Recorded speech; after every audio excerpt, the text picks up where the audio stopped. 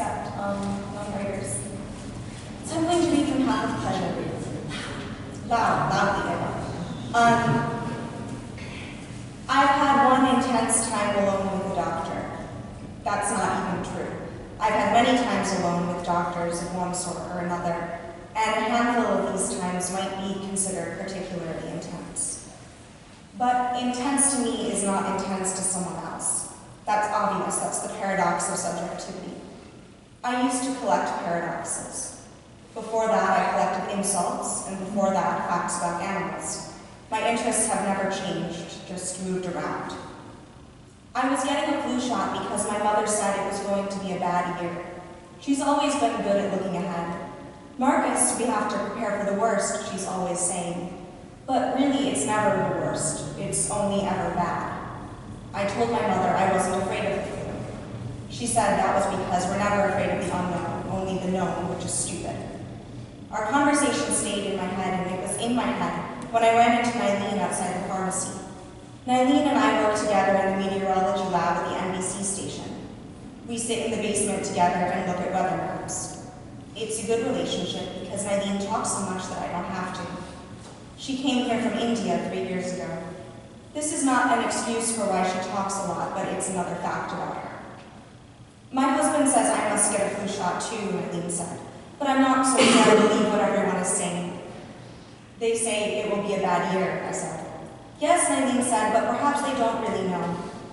She went on like that for a while, saying a lot of short words quickly. I stopped listening. I often stop listening when Nylene talks because of the way her mouth looks. Part of our work involves programming the teleprompter. It feels ironic to me that the two of us are the ones deciding what everyone else will hear about the weather when they turn on the news. We're good at our jobs, we're both good at checking little details, but neither of us is good at saying the right things or getting people to listen to us. The man who gives the weather report is blonde and gets Botox injections. His name is Carson. Carson reads the teleprompter with so much authority that I hear his voice in my head while I look at the weather maps in the basement. Even when I wake up in the morning and see the weather, I hear Carson explaining it to me. If the weather's not what the maps implied it would be, of course I blame Carson. My therapist says it's helpful to deal with predicting the wrong thing, though I never predict the wrong thing, only the right thing at the wrong time. I predict Carson's clothing perfectly, so well in fact that I've started planning my own outfits around his. No one notices. My dad would notice because he admires regularity and cause and effect. We're similar in that sometimes when we're in rooms with strangers, we hunch our shoulders and stand in the corner, tearing up bits of paper in our pockets. Neither of us is very good at eye contact, and neither of us is very good with women. Unlike my dad, I have a pervasive developmental disorder that makes all of this okay. I'm not supposed to be normal, but he is. That's a conversation we've never tried to have. My thoughts were interrupted by Nylene's rhythmic repetition of my name. Marcus, she said. Marcus. Yes, I said. She was handing me a piece of paper. Will you take it? Will you call her? Who? My cousin, Maharashi. I even wrote down how to say it so you will not forget. Okay, I said and took the paper. I folded it up and put it in my shirt pocket. I'd already forgotten the cousin's name and didn't know why I was supposed to call. I'm bad on the phone. This holds me back from a lot of things. One day I'll be hung up on particulars, syllables, counting pauses, and the next day I snap myself back into the real world and get lost in the effort, wondering forever what the person on the other end of the line is thinking, doing, wearing, smelling, feeling. To say I get hung up on the details of phone communication is a pun. My dad does a lot of puns. The correct way to say this is my dad likes to use puns. Wrong language doesn't bother me, but imprecision does. It's already hard to arrive at where you are. I've explained to people before about the gulf between sound and meaning, that this is something that applies to everyone, not just to me. I get excited and people don't want to listen so much when I'm excited. But the gulf is real. When I was a kid, I had nightmares about the huge valleys surrounding me that I could never predict. I've stopped having nightmares, but the gulf doesn't go away.